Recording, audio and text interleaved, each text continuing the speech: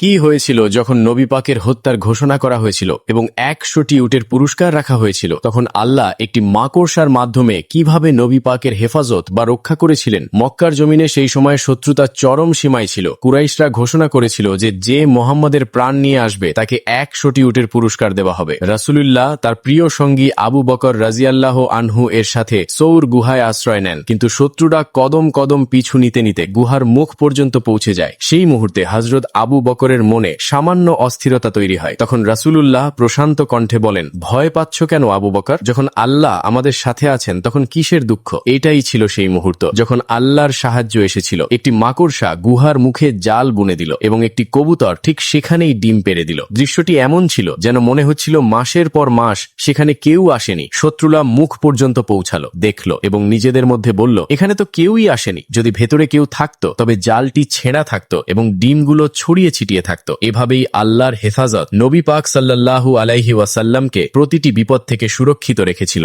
আপনিও যদি বিশ্বাস করেন যে আল্লাহর সাহায্যে অসম্ভব ও সম্ভব হয়ে যায়, তবে কমেন্টে অবশ্যই সুবহানাল্লাহ লিখুন।